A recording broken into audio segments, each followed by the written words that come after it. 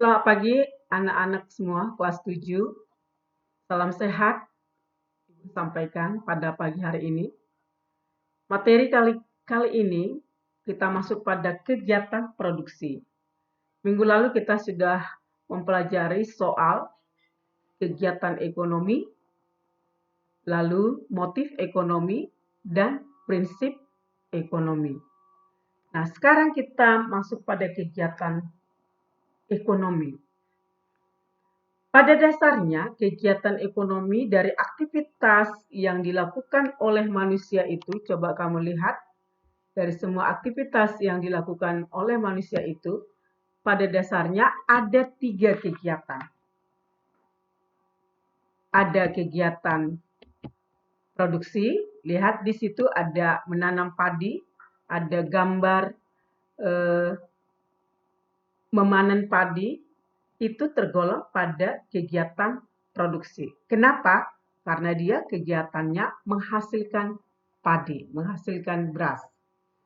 Berarti pertanian tergolong pada kegiatan produksi, perkebunan tergolong pada kegiatan produksi.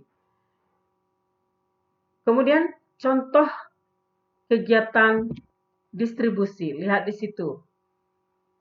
Ada pasar, ada pasar tradisional, ada pasar modern. Itu contoh kegiatan distribusi. Lalu kita masuk pada contoh kegiatan konsumsi. Lihat di gambar pertama ada di situ kegiatan mengkonsumsi makanan dari beberapa orang. Kamu lihat di situ ada makanan dan mereka sedang menikmati makanan. Lalu di gambar kedua kamu lihat peralatan-peralatan sekolah. Ini contoh-contoh barang-barang konsumsi yang dikonsumsi. Jadi ada 3 jenis kegiatan ekonomi, yaitu kegiatan ekonomi produksi, seperti kegiatan pertanian yang kamu lihat di gambar, lalu kegiatan perdagangan, kegiatan distribusi. Kegiatan perdagangan itu adalah kegiatan distribusi, lalu masuk pada kegiatan konsumsi, menggunakan barang-barang produksi, itu kegiatan konsumsi. Jadi inilah 3 jenis kegiatan ekonomi, kegiatan produksi, kegiatan distribusi, dan kegiatan konsumsi. Nah, sekarang kita lanjut. Kita masuk pada satu persatu bagian dari kegiatan ekonomi itu. Yang pertama, lihat di situ kegiatan produksi. Kalau kamu lihat dalam kehidupan sehari-hari, ada banyak orang melakukan kegiatan produksi. Ada banyak aktivitas yang pekerjaannya melakukan kegiatan produksi. Misalnya pada saat orang tua kita menanam padi, atau pada saat seorang tukang kayu membuat sebuah kursi, itu adalah kegiatan produksi. Dan mungkin kamu bisa pikirkan apa contoh-contoh dari kegiatan produksi yang ada di lingkunganmu. Memelihara bebek itu kegiatan produksi, akan menghasilkan telur dan daging bebek. Memelihara ayam adalah kegiatan produksi. Membuat makanan untuk dijual adalah kegiatan produksi, kuliner misalnya. Jadi, kalau begitu apa itu kegiatan produksi? Kegiatan produksi dalam kehidupan sehari-hari diartikan dengan kegiatan menghasilkan barang. Sekali lagi, kegiatan menghasilkan barang. Tetapi, dalam arti yang lebih luas, coba kamu lihat, kegiatan produksi tidak hanya sekedar kegiatan menghasilkan suatu barang. Dalam pengertian yang lebih luas, kegiatan produksi itu adalah kegiatan menghasilkan barang atau jasa, atau setiap kegiatan. Jadi kegiatan produksi adalah kegiatan menghasilkan barang, adalah kegiatan menghasilkan barang atau jasa, atau segala kegiatan yang sifatnya menambah nilai guna suatu barang atau jasa. Apa contoh kegiatan menghasilkan barang? Misalnya membuat kursi, itu menghasilkan kursi. Menanam padi, itu menghasilkan beras, barang berupa beras kebutuhan. Tapi ada kegiatan produksi yang sifatnya menambah nilai guna suatu barang. Misalnya tadi, si bapak yang buat kursi. Pada saat dia membuat kursi, menghasilkan kursi, sebenarnya dia meningkatkan nilai guna kayu menjadi kursi. Kalau dulunya kayu gelondongan satu batang dihargai misalnya 100.000, tetapi ketika dia diubah menjadi kursi, nilai gunanya sudah menjadi misalnya menjadi 200.000 setelah sudah berupa kursi. Jadi itu meningkatkan nilai guna suatu barang. Mengubah tepung. Kalau tepung sekilo mungkin berapa ribu. Kamu tahu sendiri. Tetapi ketika kita ubah tepung menjadi roti bolu, menjadi roti mari, dan lain-lain, nilai guna dari tepung menjadi roti akan menjadi bertambah. Sudah, jadi itulah pengertian kegiatan produksi secara luas. Tapi tadi secara sempit adalah setiap kegiatan yang menghasilkan barang. Orang yang melakukan kegiatan produksi itu disebut produsen. Nah, ngerti ya, dengar ya anak-anak kami. Jadi orang yang melakukan kegiatan produksi itu disebut dengan produsen. Lalu selanjutnya kita lihat setiap barang yang memiliki nilai guna itu berbeda-beda. Setiap barang yang memiliki nilai guna itu berbeda-beda. Perbedaan nilai guna barang itu bisa dilihat dari satu, nilai bentuk.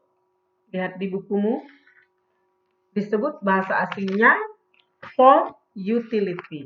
Nilai bentuk atau form utility. Apa artinya nilai bentuk atau form utility? Suatu barang akan memiliki nilai guna. Suatu barang akan memiliki nilai guna. Ini dia, form utility atau nilai bentuk. Kamu cari artinya nanti dalam bukumu. Nilai guna bentuk atau form utility, yaitu suatu barang akan memiliki nilai guna apabila mengalami perubahan bentuk. Misalnya dari kayu gelondongan menjadi papan. Sudah mengalami peningkatan guna. Dari kayu gelondongan menjadi papan. Papan sudah lebih mahal daripada kayu bulat. Dari papan kita ubah menjadi kursi. Nah, itu nilai gunanya ditingkatkan terus. Dari tepung roti menjadi roti. Dari beras menjadi tepung. Dari tepung menjadi roti. Jadi itu sudah termasuk kegiatan produksi. Jadi ketika kita memasak nasi, mengubah beras menjadi nasi, itu kita sudah melakukan produksi. Kenapa? Kita sudah tingkatkan nilai guna beras menjadi nasi. Yang kedua, nilai guna tempat atau disebut dengan place utility. Disebut dengan place utility. Lihat di bawah. Place utility. Sebuah barang akan nilai gunanya mengalami peningkatan kalau berpindah tempat. Jadi place utility. Apa misalnya itu? Batu. Kalau batu masih di pinggir sungai, nilainya sangat rendah.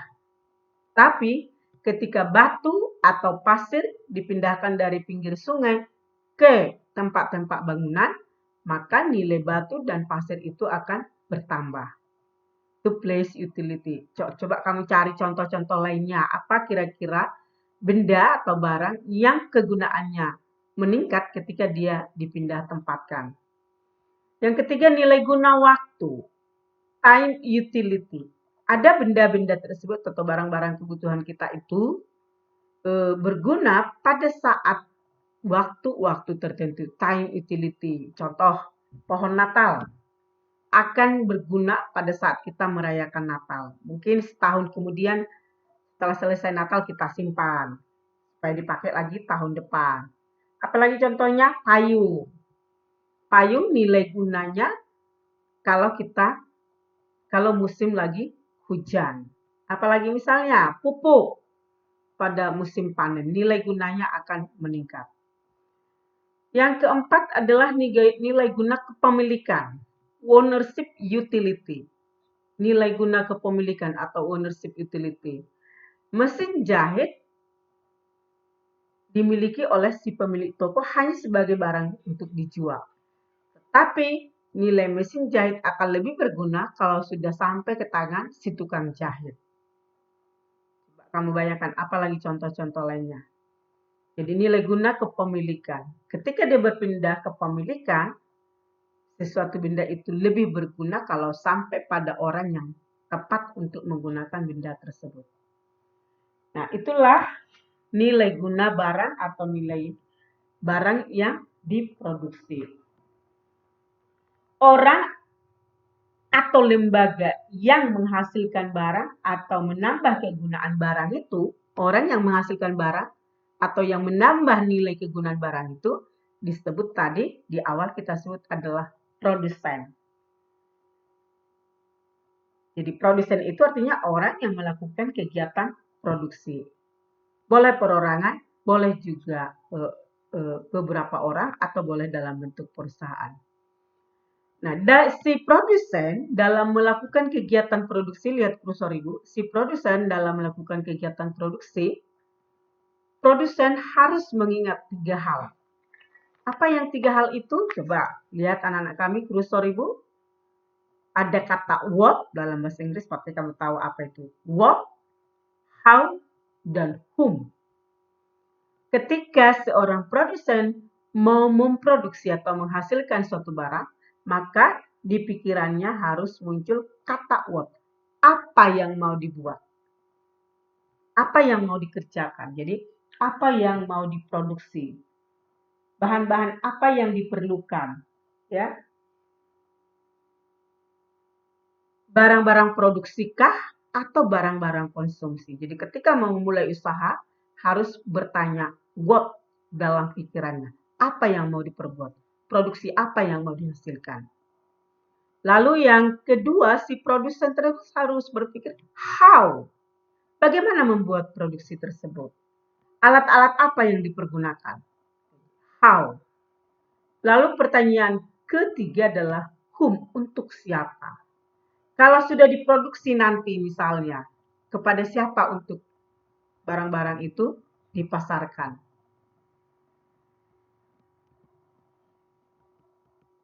Sudah? Lalu kemudian kita lihat jadi whom. Kalau kita mau produksi telur misalnya, memelihara ayam di belakang rumah, pasarnya nanti untuk siapa? Restoran kah? Atau kepada konsumen rumah tangga kah? Itu harus dipikirkan oleh si konsumen. Bagaimana cara menjualnya, untuk siapa? Jadi supaya kelangsungan produksi itu berjalan terus. Lalu di dalam melakukan kegiatan produksi itu,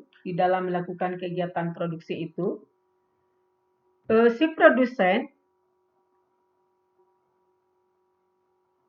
harus mempunyai faktor-faktor produksi. Dia memerlukan faktor-faktor produksi. Jadi dalam melakukan kegiatan produksi, diperlukan faktor-faktor produksi.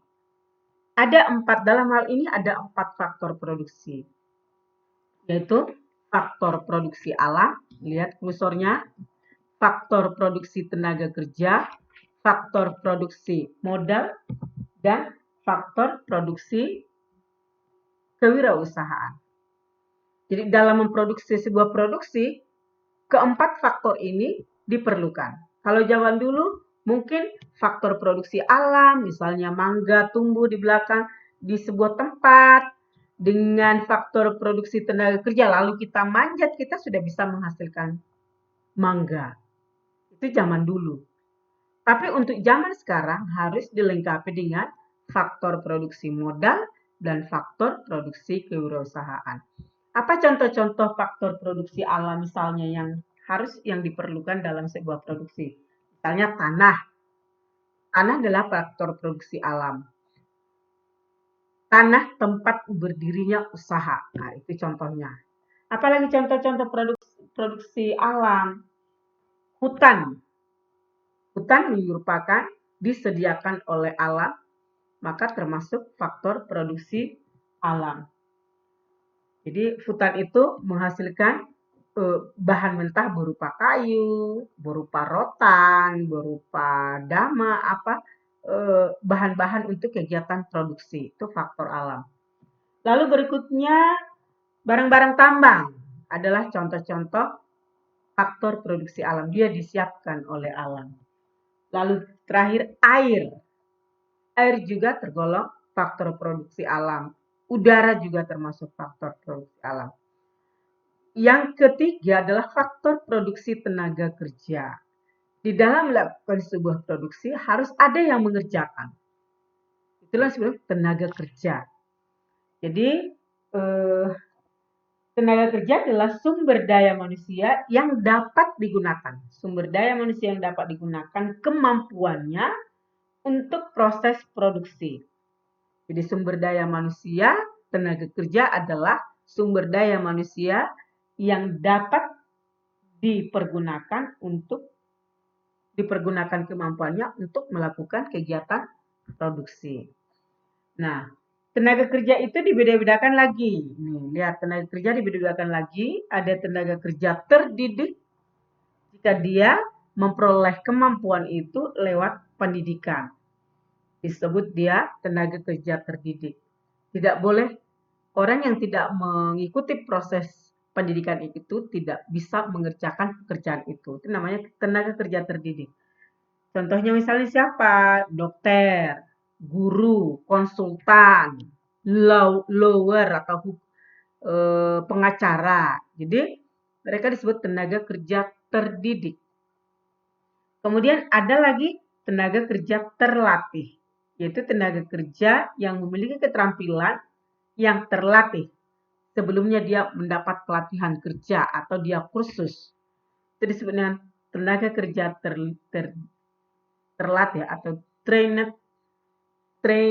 labor, dilatih, train. Siapa saja itu? Sopir. Jadi nggak pernah orang bisa langsung bawa motor kalau tidak berlatih. Kemudian bengkel, ya kan? Siapa lagi misalnya tukang jahit. Itu contoh-contoh tenaga kerja terlatih. Lalu satu lagi adalah tenaga kerja tidak terdidik dan tidak terlatih. Tidak terdidik, tidak terlatih. Berarti dia modal apa? Modal tenaga. Dia bekerja memproduksi itu, barang-barang itu dengan hanya mengandalkan tenaga. Siapa-siapa saja contoh tenaga kerja tidak terdidik, tidak terlatih? Tukang sapu. Siapa lagi misalnya? Tukang sampah, kuli bangunan. Kalau di kampung kita, tukang komben, ya kan? Meripang, tidak perlu berlatih kau mengerjakan itu. Misalnya tidak perlu terdidik. Jadi tidak terdidik dan tidak terlatih. Sekarang pilih. Mau kamu tenaga kerja terdidik atau tenaga kerja terlatih atau tidak terdidik dan tidak terlatih. Dan biasanya tenaga kerja yang dihargai dengan gaji tinggi adalah tenaga kerja terdidik. Paling tidak kamu tenaga kerja terlatih. Dari semua ini, penghargaan terhadap tenaga kerja yang mana yang paling tinggi dihargai? Itu tenaga kerja terdidik. Yang kedua, dalam memproduksi sebuah barang harus ada modal. Jadi ini tambahan. Harus ada modal dalam berusaha zaman sekarang. Jadi modal tidak selalu berupa uang. Tanah adalah modal misalnya ya. Tanah adalah modal. Apalagi misalnya contohnya gedung itu adalah modal. Mesin-mesin adalah modal, bahan baku juga adalah modal. Jadi faktor produksi modal tidak bisa lepas dari zaman sekarang ini kalau kita mau memproduksi sesuatu. Kalau kita mau beternak ayam, ya harus ada kandangnya, itu modal. Harus ada peletnya, harus ada bibitnya atau anak ayam yang mau dipelihara, itu semua mendapatkan itu lewat modal. Kemudian, faktor yang keempat di dalam berusaha itu harus punya faktor produksi kewirausahaan. Harus ada bakat wirausaha.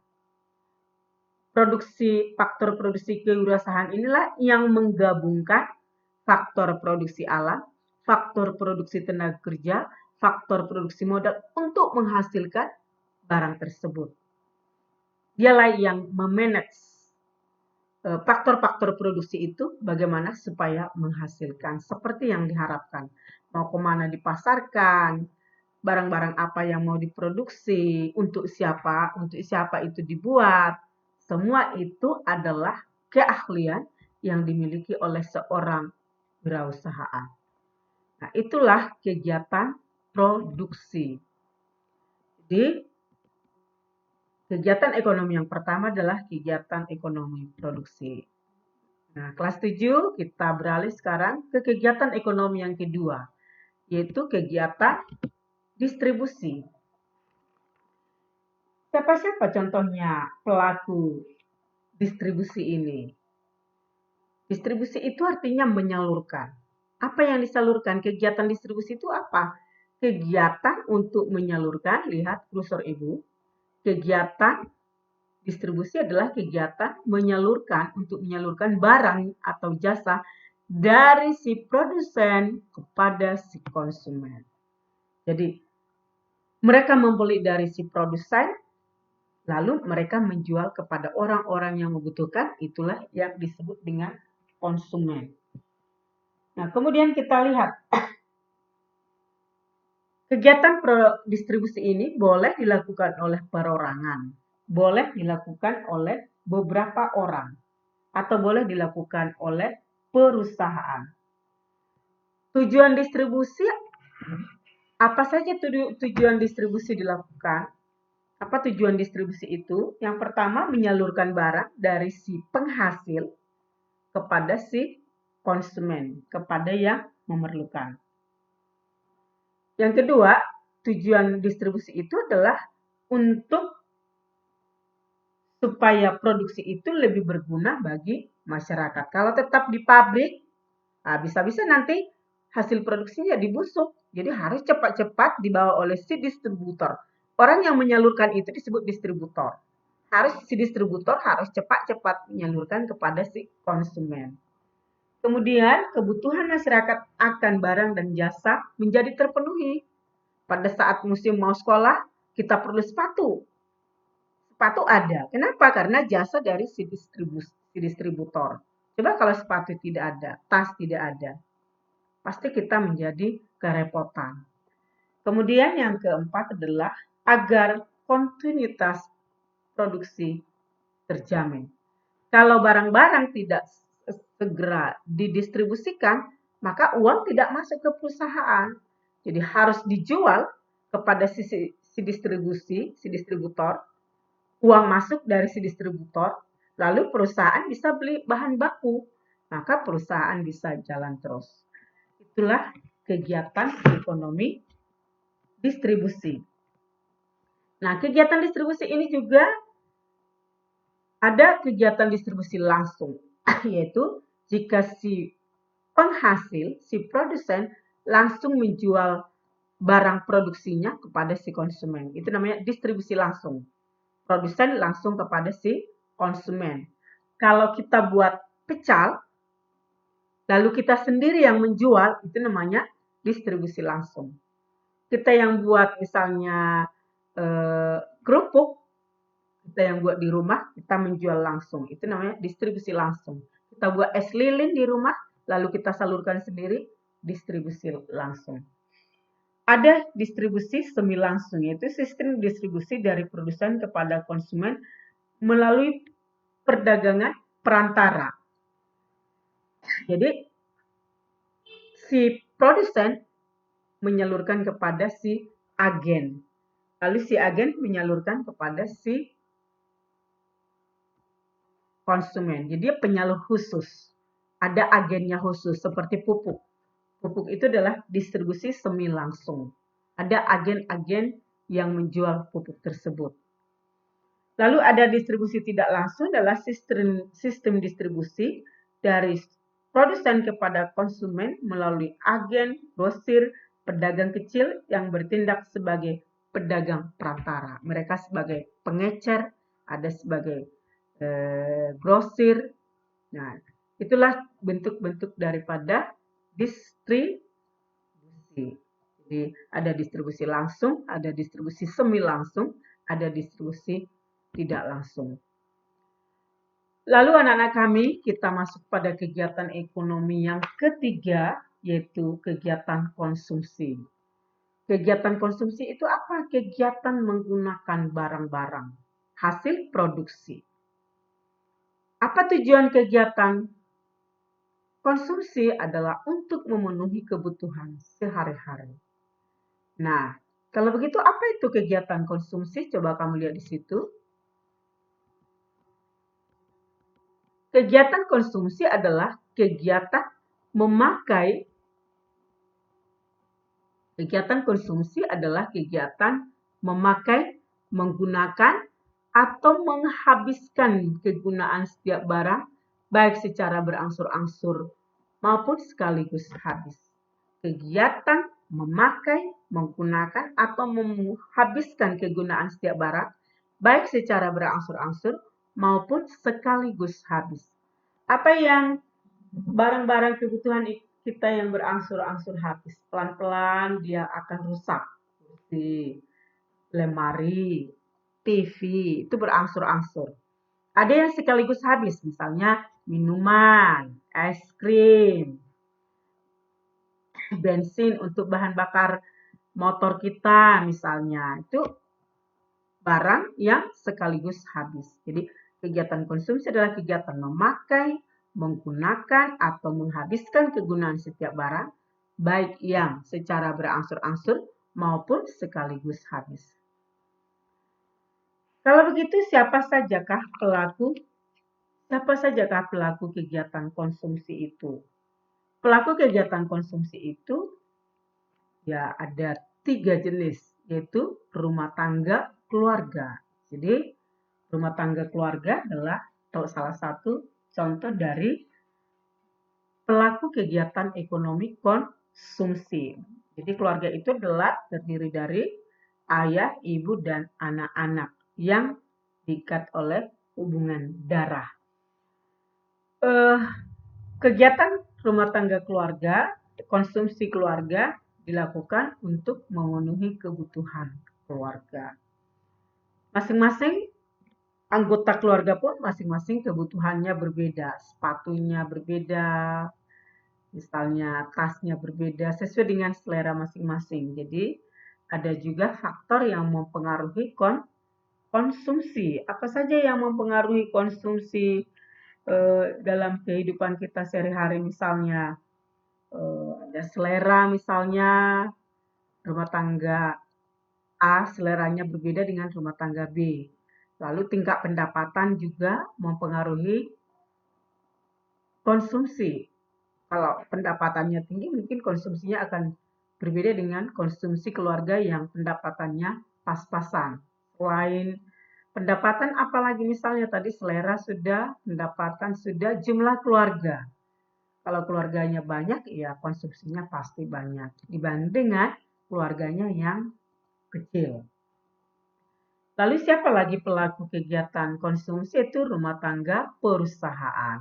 Jadi walaupun rumah tangga perusahaan itu kegiatannya menghasilkan barang, tapi dia tetap melakukan kegiatan konsumsi. Misalnya dia mengkonsumsi mesin-mesin untuk kegiatan produksinya. Jadi konsumsi terhadap mesin-mesin kegiatan produksi. Apalagi misalnya dia konsumsi terhadap BBM misalnya, bahan bakar misalnya. Kalau dia di kantor, dia konsumsi terhadap alat-alat perkantoran, misalnya kertas, mesin tik, pulpen, dan lain-lain. Jadi rumah tangga perusahaan juga adalah salah satu pelaku kegiatan konsumsi. Lalu yang ketiga adalah rumah tangga negara. Rumah tangga negara juga melakukan kegiatan konsumsi, tujuannya untuk melayani kebutuhan masyarakatnya. Dari manakah negara memperoleh pendapatan untuk memenuhi kebutuhan-kebutuhan itu? Dari masyarakat juga, misalnya lewat pajak, ya. Negara juga melakukan kegiatan ekonomi, misalnya ada BUMN lewat pajak. Jadi negara juga punya pendapatan dari masyarakatnya dan dari usaha-usaha yang dilakukan oleh negara. Apa tujuan negara melakukan kegiatan konsumsi? Untuk memenuhi kebutuhan masyarakatnya. Misalnya, untuk memenuhi kebutuhan masyarakatnya akan pupuk, maka negara menyalurkan pupuk kepada masyarakat disubsidi, sebagian disubsidi. Itu konsumsi. Misalnya, negara perlu melayani kesehatan masyarakatnya, maka negara mengkonsumsi obat-obatan, mengkonsumsi gedung-gedung, dan lain-lain. Jadi negara di dalam melakukan pelayanannya juga melakukan konsumsi barang-barang kebutuhan untuk kepentingan melayani masyarakatnya. Jadi anak-anak kami sekalian, inilah materi kita kali ini. Jadi dari awal kita lihat kesimpulannya. Kegiatan ekonomi, dari awal kegiatan ekonomi itu ada tiga kegiatan, ada tiga jenis kegiatan. Dari semua aktivitas manusia di dalam melakukan kegiatan ekonomi itu ada yang narik angkot, ada yang ke ladang, ada yang misalnya membuat makanan-makanan ringan, digolongkan, ada yang pedagang, ya kan? Golongkanlah itu ketiga kegiatan, yaitu kegiatan produksi. Coba lihat di situ orang yang sedang menanam padi dan menanam padi, beternak juga termasuk kegiatan produksi, membuat makanan ringan termasuk kegiatan produksi. Lalu kegiatan distribusi, para pedagang, agen, pedagang kecil, supermarket contohnya itu adalah kegiatan daripada distribusi. Lalu yang ketiga adalah kegiatan konsumsi. Lihat di situ barang-barang konsumsi yang kita perlukan dalam kebutuhan kita sehari-hari. Jadi anak-anak kami coba disimak penjelasan Ibu, didengarkan. Pertanyaannya besok Ibu kirim lewat WA. Dan bagi siswa kami yang belum mengumpulkan tugas pertama, kedua, ketiga, mungkin juga udah 4 ya, supaya dikumpulkan secepatnya. Walaupun agak terlambat, Ibu masih terima. Tapi buat di situ tugas yang mana yang tidak kamu kerjakan. Kedua kah? Lalu buat di atas kedua. Supaya Ibu tahu masukkannya ke daftar nilai. Sekian anak-anak kami sekalian. Untuk melengkapi penjelasan Ibu, baca selalu buku paketmu IPS kelas 7 halaman 145 sampai 156. Sekian dan terima kasih untuk anak-anak kami. Jaga terus protokol kesehatan. Mari kita menjaga kesehatan kita masing-masing sampai kita nanti bisa sekolah bertemu kembali. Sekian dan terima kasih. Selamat belajar.